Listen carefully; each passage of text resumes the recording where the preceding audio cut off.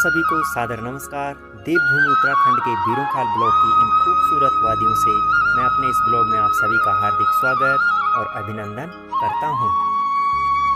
पहाड़ों की ये खूबसूरत वादियां हर किसी को अपनी ओर आकर्षित करती है और हर कोई चाहता है कि वो भी इन पहाड़ों में घूमने के लिए आए।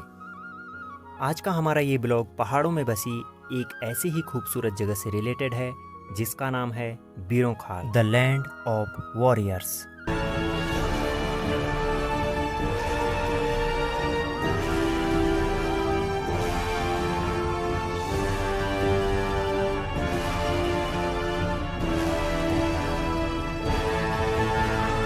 बीरोंखाल कस्बा काशीपुर को बुआखाल पौड़ी से जोड़ने वाले राष्ट्रीय राजमार्ग संख्या 309 पर स्थित है। जिला मुख्यालय पौड़ी से बीरोंखाल की दूरी लगभग 135 किलोमीटर है और कॉर्बेट सिटी रामनगर से बीरोंखाल की दूरी लगभग 104 किलोमीटर है।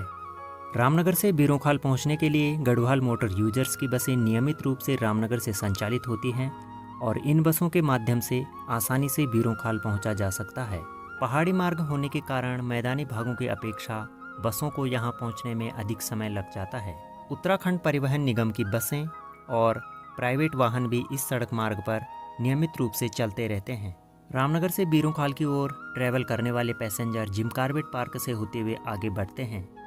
कार्बेट सिटी रामनगर से बीरोंखाल तक की पूरी जर्नी का डिस्क्रिप्शन में लिंक दिया गया है, यदि आप चाहें तो उसे भी देख सकते हैं। सकरे पहाड़ी सड़क मार्ग से होते हुए बस अंततः पहुंचती है दीवा मंदिर में। दीवा मंदिर एक प्रसिद्ध मंदिर है और यहाँ के क्षेत्रीय लोगों की इस दीवा माता के मंदिर पर अटूट आस्था है। प्रतिवर्ष यहाँ पर हजारों की संख्या में दर्शक एवं पर्यटक इस मंदिर के दर्शन करने के लिए आते हैं और माता का आशीर्वाद पाते हैं। डिस्क्रिप्शन में इस मंदिर से संबंधित लिंक दिया गया है, आप उस पूरे ब्लॉग को भी देख सकते हैं।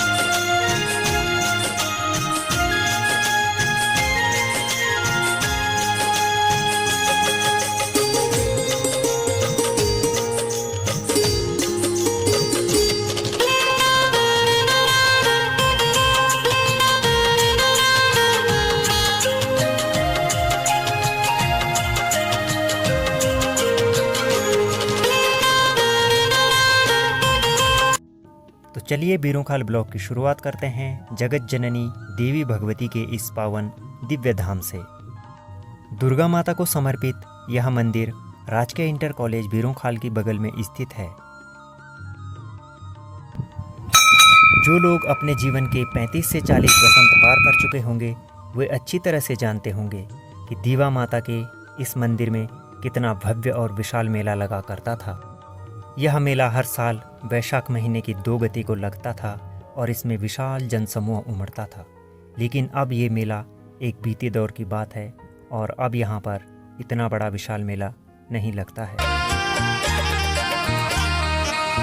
तुम ही दीवा तुम ही दुर्गा, तू ही वैष्णवी तू रुद्राणी, तुम ही आदि शक्ति सनातन, तुम ही शारदा तुम ब्रह्माणी, मंगल करनी माँ सुखदाता, भक्त वत्सला तुम जग माता, तुम तपस्विनी भय भवहरिणी, जय जय जय दीवा महारानी। बीरोंखाल में स्थित दुर्गा देवी के इस मंदिर से प्रकृति के सुंदर नज़ारे दिखाई देते हैं। दूर पहाड़ों पर बसे हुए गांव, हरे भरे खेत, जंगल और ऊंची पर्वत श्रृंखलाएं हर किसी के मन को मोह लेती हैं। बीरोंखाल पहुंचने के लिए आज भी निकटतम ग्रामवासी पैदल रास्तों का प्रयोग करते हैं। बीरोंखाल नाम बोलते समय और सुनते समय मन में एक प्रश्न उठता है इस भूमि का नाम बीरोंखाल क्यों रखा गया होगा? आखिर क्या औचित्य होगा इस नाम के पीछे? दरअसल बीरोंखाल नाम रखने का यह औचित्य है कि यह वीरों की भूमि है और यह भूमि वीरों को जन्म देती है, इसलिए इस भूमि का नाम बीरोंखाल रख दिया गया। इस स्थान का नाम बीरोंखाल किस वर्ष से पड़ा, इसके बारे में कोई भी तथ्यात्मक जानकारी नहीं है, किंतु यह निर्विवाद रूप से सत्य है कि पहले इस स्थान को डुमेला मल्ला कहा जाता था, क्योंकि बीरोंखाल के ही नज़दीक डुमेला मल्ला और डुमेला तल्ला नामक दो प्रसिद्ध गांव स्थित हैं। बीरोंखाल बाजार में राष्ट्रीय राजमार्ग 309 के किनारे पर वीरवाला तीलो रौतेली की एक विशाल एवं भव्य प्रतिमा को स्थापित किया गया है। बीरोंखाल का यह क्षेत्र 17वीं शताब्दी के पूर्वार्ध में वीरवाला तीलो रौतेली की कर्मभूमि रही थी। वर्तमान पौड़ी और अल्मोड़ा जनपद के मध्य में स्थित कालिंका देवी के मंदिर में कत्यूरियों से युद्ध करने के उपरांत तीलो रौतेली जब बीरोंखाल में पहुंची थी, तब शत्रुओं ने उसे चारों तरफ से घेर लिया था, लेकिन वह सिंघनी बनकर उनके साथ निरंतर युद्ध कर रही थी। शत्रुओं के चक्रव्यूह में फंसी तीलो रौतेली के लिए अब बचने का कोई मार्ग नहीं था, किंतु उसी समय उनके मामा रामू भंडारी अपनी सेना को लेकर युद्ध भूमि में आए और शत्रुओं का संहार किया।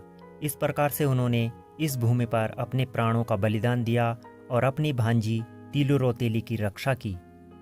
मातृभूमि की रक्षा करते हुए प्राणों का बलिदान देने की यह परंपरा तीलू पर ही समाप्त नहीं हो गई, बल्कि उसके बाद भी निरंतर जारी रही। 1962 की लड़ाई में 3 दिन तक अकेले 300 चीनी सैनिकों के साथ लड़ने वाले वीर जवान जसवंत सिंह रावत को भला कौन भूल सकता है।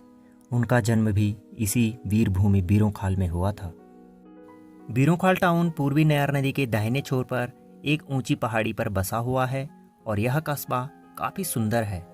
पर्वतीय भूभाग होने के कारण गर्मियों में यहाँ का मौसम मैदानी क्षेत्रों की अपेक्षा अधिक सुकून देने वाला होता है और बरसात के मौसम में बारिश होने के बाद चारों तरफ मखमली हरियाली फैल जाती है।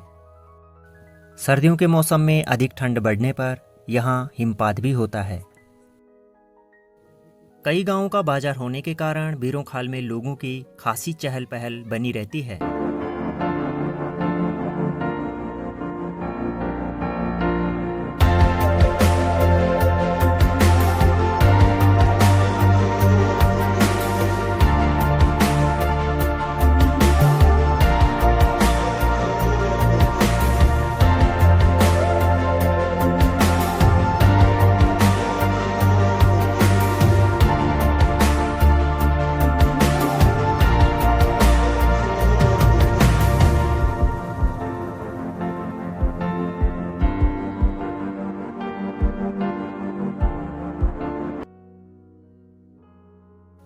बीरोंखाल की यदि सबसे पुरानी इमारतों की बात करें तो इनमें नाम आता है राजकीय इंटर कॉलेज बीरोंखाल का, जिसकी स्थापना भारत की आज़ादी से पूर्व सन 1942 में की गई थी। इसके अतिरिक्त लड़कियों के लिए राजकीय कन्या विद्यालय की भी स्थापना की गई है। बीरोंखाल बाजार में राष्ट्रीय राजमार्ग 309 के दाईं ओर जिला सहकारी बैंक और भारतीय स्टेट बैंक स्थित हैं। भारतीय स्टेट बैंक की शाखा बीरोंखाल में हर रोज लोगों की काफी भीड़ होती है। ब्लॉक मुख्यालय से कई किलोमीटर दूर स्थित गांवों के लोग बैंक में आते हैं।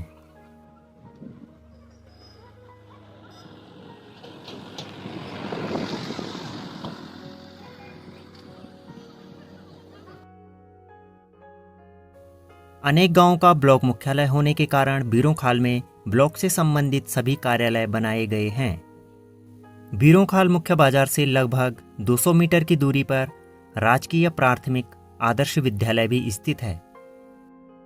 बीरोंखाल कस्बे से 500 मीटर की दूरी पर राजकीय पॉलिटेक्निक संस्थान भी बना हुआ है। बीरोंखाल मुख्य बाजार से लगभग 500 मीटर की दूरी पर राजकीय सामुदायिक स्वास्थ्य केंद्र CHC स्थित है। पर्वतीय अंचल में इतने बड़े अस्पताल का होना एक बहुत ही सुकून भरी बात है। लेकिन यदि हम यहाँ स्वास्थ्य सेवाओं की बात करें तो वे कभी भी जनमानस की अपेक्षाओं के अनुरूप नहीं रही। इसलिए यहाँ के क्षेत्रीय लोगों को स्वास्थ्य परीक्षण के लिए मजबूरीवश काशीपुर, रामनगर, दिल्ली अथवा देहरादून जाना पड़ता है। बीरोंखाल कस्बे की प्रमुख समस्याओं पर यदि हम नज़र डालें तो हम पाते हैं कि यहाँ पर पेयजल की समस्या काफ़ी समय से चली आ रही है और वर्तमान में भी यह उसी स्थिति में है। ऊंचे स्थल पर होने के कारण पेयजल की यहाँ पर हमेशा ही किल्लत बनी रहती है और गर्मियों में यह संकट और भी गहरा जाता है। बीरोंखाल में ब्रेकफास्ट, लंच, डिनर और नाइट स्टे करने के लिए होटल और कई रेस्टोरेंट बने हुए हैं। तो चलिए अब आपको घुमाते हैं बीरोंखाल के मेन मार्केट में।